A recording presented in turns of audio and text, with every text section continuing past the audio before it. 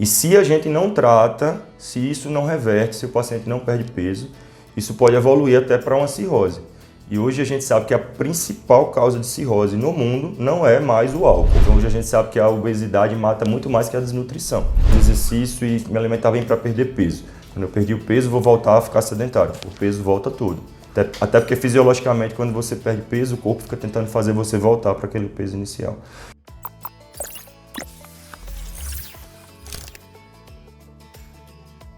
Olá! Hoje nós estamos com o privilégio de conversar com o Dr. Bruno Cosme. Dr. Bruno Cosme é um excelente profissional. Nós temos o prazer de trabalhar na Human Clinic, aqui em São Paulo, e ele também trabalha em João Pessoa, naquela cidade linda. Maravilhosa. Mas hoje o assunto não é João Pessoa. Não é. O assunto é nutrologia. E aí vem a primeira pergunta, porque muita gente não sabe qual é a diferença entre o nutrologista, o nutrólogo e o nutricionista. O Bruno vai explicar para nós qual é a diferença. Bom dia a todos, né? Obrigado pelo convite, doutora, para participar do seu canal aqui. Primeiro, a gente tem que saber que o nutricionista ele faz um curso de nutrição, que é um curso de 4 a 5 anos, e o nutrólogo ele é médico, e muitas pessoas ainda confundem, não sabem que o nutrólogo é médico, que o nutricionista não é médico. Mas eles têm abordagens complementares, né? O nutrólogo ele faz o curso de medicina, que são 6 anos, e depois ele faz alguma pós-graduação ou alguma especialização, ou até a residência em nutrologia. Eu vou dar um exemplo prático aqui para a gente saber diferenciar um do outro, que eu sempre explico quando o pessoal me pergunta isso. Então vamos supor que a gente recebe um paciente que quer emagrecer, que é o nosso foco principal, né, no consultório, pacientes que buscam emagrecimento. Vamos supor que é um homem de 50 anos e que está sem disposição, com a circunferência abdominal bem aumentada, pouca disposição, queixa de falta de libido e também quer emagrecer. Então, como médico, a gente consegue avaliar também o perfil endócrino desse paciente e às vezes a gente diagnostica um hipogonadismo, por exemplo, que é muito frequente em pacientes com obesidade, que é o que a gente chama de hipogonadismo da obesidade, que é uma baixa produção de testosterona decorrente do quadro de obesidade, do quadro inflamatório da obesidade, que gera uma deficiência de produção de hormônios androgênicos pelo próprio testículo, e também o hipotálamo acaba secretando menos GnRH, que é um hormônio que vai lá na hipófise e vai fazer o testículo produzir testosterona. Então tudo isso cai e ele tem uma queda de testosterona. Então, como médico, a gente pode prescrever uma terapia de reposição de testosterona para auxiliar esse paciente no emagrecimento. O nutricionista vai ser o profissional mais habilitado em prescrever o cardápio. Ele que vai fazer a montagem dos macronutrientes, quanto que esse paciente vai precisar de proteína, de gordura, de carboidratos, de calorias em geral, e montar um planejamento alimentar para que esse paciente emagreça. Quando você faz uma abordagem conjunta, esse paciente vai ter um resultado muito mais rápido. Porque se ele procura só o nutricionista, obviamente ele vai emagrecer se ele seguir o cardápio, mas a deficiência de testosterona nesse paciente vai gerar uma dificuldade de perder gordura e de ganhar massa muscular.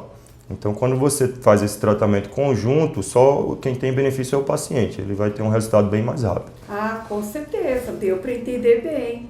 E falando nisso, em maus hábitos, em obesidade, tudo isso, um termo que me perguntam muito hoje em dia é sobre a esteatose, que é a famosa gordura no fígado. Na época que eu estudava medicina na graduação, eu lembro que todo mundo falava, olha, esse fígado tem gordura, tem esteatose, e ninguém ligava. Hoje em dia, parece que se descobriu que a esteatose, a gordura no fígado, ela causa vários problemas, sim, né? Como é que está sendo a abordagem da esteatose e da gordura no fígado? Então, doutora, essa pergunta é bem interessante, até porque minha formação inicial foi de radiologia e diagnóstico por imagem, né? Então eu fazia ultrassonografia, eu dava mais de 10 diagnósticos de esteatose hepática todo dia, que é o acúmulo de gordura no fígado. E esse foi um dos meus gatilhos para mudar de especialidade. Me causava uma certa frustração dar aquele diagnóstico e ver um número cada vez maior de pacientes com gordura no fígado que eu não podia ajudá-los a tratar esse problema, entendeu? Então foi isso que me estimulou a estudar sobre alimentação, sobre hábitos de vida. Então, realmente, muitas pessoas acham que gordura no fígado é uma coisa banal. Fala assim, deu só uma gordurinha no fígado. Até quando eu era radiologista, muitas vezes a gente falava para o paciente assim, não, tá tudo bem no seu exame, deu só uma gordura no fígado. Como se fosse uma coisa que não fosse importante, que não trouxesse consequências negativas para a saúde do paciente. Então, a gordura no fígado, a gente sabe hoje que é uma epidemia. Muitas pessoas têm gordura no fígado, que é causada principalmente por erros alimentares, tá? Principalmente pelo consumo exacerbado de frutose. E eu não estou falando da frutose da fruta. A frutose da fruta é saudável porque ela vem num pacote de fibras, de micronutrientes. Estou falando da frutose industrializada, que é a que vem em todas as bebidas açucaradas, que levam xarope de milho com alta concentração de frutose. O próprio açúcar de mesa, esse açúcar adicionado que as pessoas colocam no chá, no café, esse açúcar é a sacarose, que é um disacarídeo. Se você for ver, é a junção de glicose mais frutose. Então, e também vários outros produtos industrializados em que é usada a frutose para adoçar, que ela é relativamente barata, então eles usam muito na indústria. Então, esse consumo excessivo de frutose, obviamente, junto de uma dieta hipercalórica, quando as pessoas começam a ingerir muito mais calorias do que o corpo delas está gastando, elas vão ganhando peso, ganhando gordura em todas as regiões do corpo. E uma das regiões que a gordura vai se acumular também é no fígado. Então, qual o problema dessa gordura no fígado, que a gente chama de esteatose hepática? É que quando esse quadro vai se prolongando, quanto mais tempo essa gordura vai passando ali no fígado, e quanto maior o grau de esteatose, a gente tem o grau 1, que é o leve, o grau 2, que é o moderado, e o grau 3, que é o acentuado, né? Então, quanto mais gordura esse fígado tiver, vai chegar um momento que ele vai começar a inflamar, que é o que a gente chama de esteatohepatite. Então, já é uma inflamação do hepatócito, da célula hepática, decorrente da presença exacerbada dessa gordura ali. E se a gente não trata, se isso não reverte, se o paciente não perde peso, isso pode evoluir até para uma cirrose. E hoje a gente sabe que a principal causa de cirrose no mundo não é mais o álcool. É mesmo? É a gordura no fígado, é a esteatose hepática. A principal causa de cirrose é essa esteatohepatite, que a gente chama de NASH, que é Non-Alcoholic Steatohepatitis, que é a esteatohepatite não alcoólica, né? É a inflamação no fígado decorrente exclusivamente da gordura. E como a gente sabe que os pacientes ainda bebem, então tem um componente duplo ali para inflamar ainda mais esse fígado. Então, qual é o tratamento aí da esteatose hepática? Então, a gente não pode ficar achando que é só uma gordura no fígado. Quando a gente entende que isso pode evoluir até para uma cirrose, se a gente não cuidar, a gente tem que prevenir, principalmente, e tratar a tempo antes de virar uma fibrose. A fase de fibrose, né, que é quando essa inflamação começa a gerar cicatrizes ali no fígado e isso fica já irreversível, a gente, teoricamente, não tem como reverter a fibrose.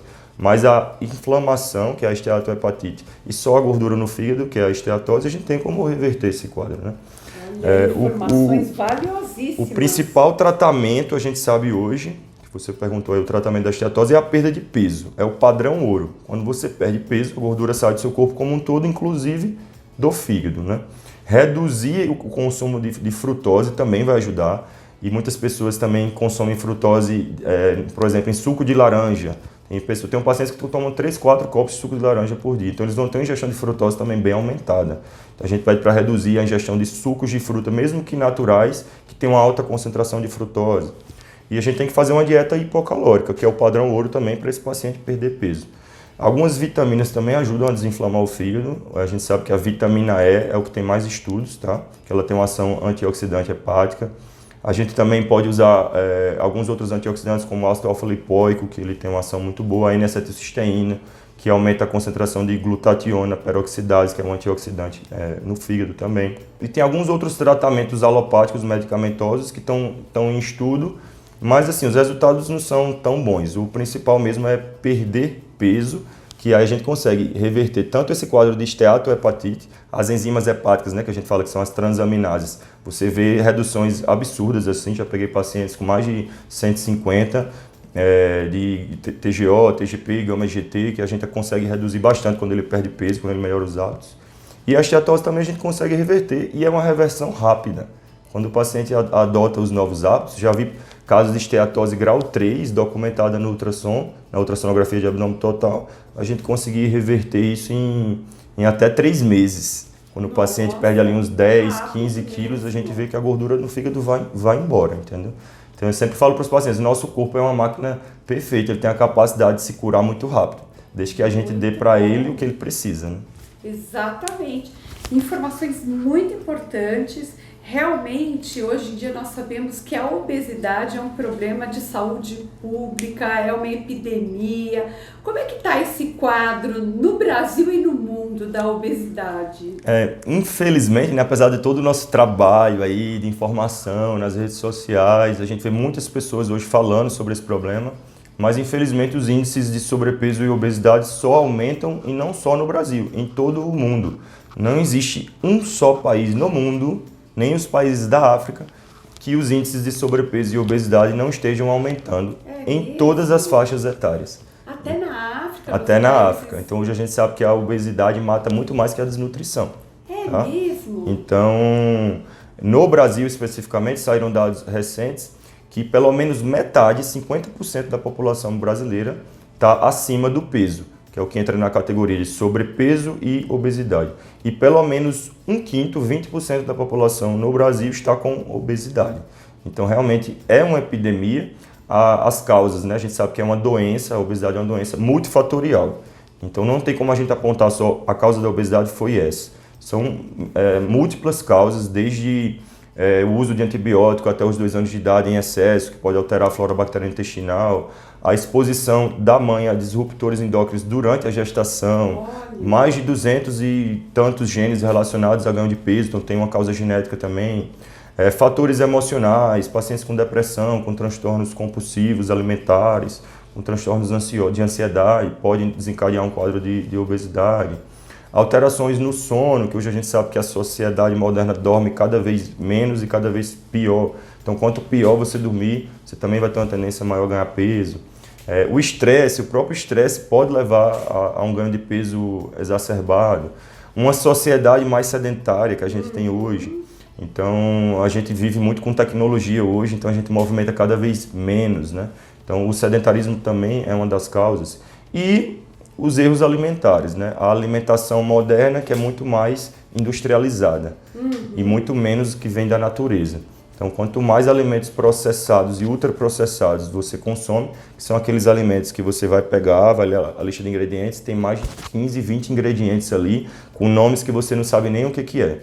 Então, aqueles alimentos processados e ultraprocessados, a gente sabe hoje que também são um dos principais causadores do ganho de peso, porque são alimentos muito palatáveis, que são orexígenos. Como assim? O alimento vai fazer você querer comer cada vez mais.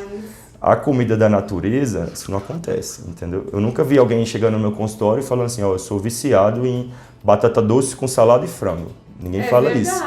Porque a comida da natureza, ela não vicia, ela pode ser gostosa, mas ela nutre e você come e fica saciado. Eu nunca vi ninguém falar, doutor, eu tenho compulsão por comer alface, uma atrás da outra, é sempre chocolate. Não existe, exatamente. Essas compulsões alimentares, essa vontade exacerbada de comer, geralmente vem dos alimentos industrializados. Por quê? Porque a indústria só vai ter lucro se a gente quiser comer, né? Então eles vão botar ali dentro daquele produto alimentício tudo que desencadeia uma resposta no cérebro de prazer, de liberação de dopamina. Então tem muito açúcar, tem realçadores de sabor, sim. Olha. Tem muito açúcar, muita gordura saturada, muitos realçadores de sabor, muitos ingredientes que dão dentro do cérebro uma liberação que promove uma liberação de dopamina bem maior, então você vai querer comer cada vez mais. Olha que interessante. Então, já elenquei aqui pelo menos umas 7 a 8 causas para a doença obesidade. O tratamento a gente sabe que envolve necessariamente uma dieta hipocalórica, né? Com alimentos naturais. Quanto mais natural for a alimentação do paciente, melhor. Envolve também a prática de atividade física, essa é a base da pirâmide do tratamento da obesidade. Então é alimentação saudável, mais atividade física. Tem que ser hábitos, tem que ser construídos para a vida toda. A gente não pode achar que vou fazer exercício e me alimentar bem para perder peso. Quando eu perdi o peso, vou voltar a ficar sedentário. O peso volta todo. entendeu? Até porque fisiologicamente, quando você perde peso, o corpo fica tentando fazer você voltar para aquele peso inicial. E tem algumas medicações também que são aprovadas no Brasil, que são auxiliares aí no tratamento. A gente sabe que muitos pacientes não vão conseguir emagrecer só com dieta e atividade física. A obesidade é uma doença que às vezes vai causar uma série de alterações metabólicas, que se a gente não der uma ajuda ao paciente, eles não vão ter um sucesso no emagrecimento. E, em último caso, a cirurgia bariátrica, quando o paciente falha em obter sucesso com essas abordagens anteriores. Então, a cirurgia bariátrica, quando bem indicada, tem o seu impacto positivo na morbimortalidade do paciente. Reduz o número a incidência de doenças nesses pacientes, tá? Veja que, além da dieta, do exercício, é necessária uma mudança nos hábitos, na qualidade de vida. E fazendo aqui uma outra pergunta, o que isso tem a ver com a nova especialidade que a medicina está estudando, que é essa medicina do estilo de vida? Como é que isso tem a ver, como isso se linka com a prevenção de todas essas doenças que nós conversamos, a obesidade, a esteatose, enfim. Muito bacana, né? Porque assim, a gente foi formado numa escola muito voltada para a doença, né? Isso. Então a gente, durante o ensino médico praticamente inteiro, a gente aprende a diagnosticar doenças, sinais e sintomas que vão enquadrar o paciente em um diagnóstico e você vai ter um tratamento geralmente alopático para aquela doença. Exatamente. E a gente quase que não aprende sobre prevenção, sobre como fazer esses pacientes não adoecerem, né? Isso mesmo. Principalmente quando a gente fala de doenças metabólicas, doenças do estilo de vida, né? Então a medicina do estilo de vida, ela representa uma quebra nesse paradigma, né? É a gente focar mais na prevenção de doenças, né? E como que a gente faz isso? Ela tem 4 pilares principais, a medicina do estilo de vida, que é o pilar do sono, a higiene do sono, a gente ensinar o paciente a dormir bem, que por incrível que pareça, a cada 20 pacientes que eu atendo, um dorme bem. 19 deles não dormem bem. Tem alguma alteração ou na qualidade ou na quantidade de horas de sono. Então a higiene do sono é um pilar fundamental. O gerenciamento do estresse, que a gente também sabe que a sociedade hoje está estressada, né? Tudo estressa, as pessoas estão à flor da pele. E o estresse é um dos maiores causadores de doença. Nossa. Então a gente trabalha com o paciente medidas de gerenciamento do estresse. De acordo com o estilo de vida daquele paciente, a gente sugere a prática de meditação, que é uma abordagem cientificamente comprovada. É importante falar que a medicina do estilo de vida ela é uma medicina baseada em evidências, não é uma medicina baseada em achismos. Existem mais de 2.000 estudos, se você entrar no PubMed, só sobre meditação e o impacto que ela tem na melhora da saúde do paciente, na redução do risco de vários tipos de doenças crônicas. O terceiro pilar é a alimentação, né, que a gente sabe que é um dos mais importantes também, como a gente já falou, se alimentar com o que é natural e minimamente processado. E o quarto pilar é a prática de atividades físicas. A gente ensinar o paciente, fazer ele entender que o exercício é um remédio. Então a gente sempre foca, exercício é remédio. Você tem que fazer exercício para melhorar a sua saúde. Ele ajuda a perder peso? Ajuda, mas essa não é a principal função do exercício. A principal função do exercício é reduzir seu risco de ter câncer, diabetes, doenças cardiovasculares, hipertensão arterial, depressão, ansiedade, artrite, artrose, mais de 22 doenças que você consegue prevenir, tratar totalmente ou tratar parcialmente com atividade física. Olha, então, muito bom. É realmente um remédio, independente de você perder peso ou não com atividade física. Se você perder peso, porque melhorou sua alimentação, você vai ter ainda mais benefícios. Então, quando a gente ensina ao paciente esses 4 pilares e a gente vai ativamente questionando ele se ele está realmente seguindo aquela orientação, a gente vai vendo grandes mudanças, tanto no peso, que eu sempre falo que o peso é uma consequência. Quando você está com bons hábitos, o peso ele vai melhorando, você vai ganhando massa muscular, você vai perdendo gordura.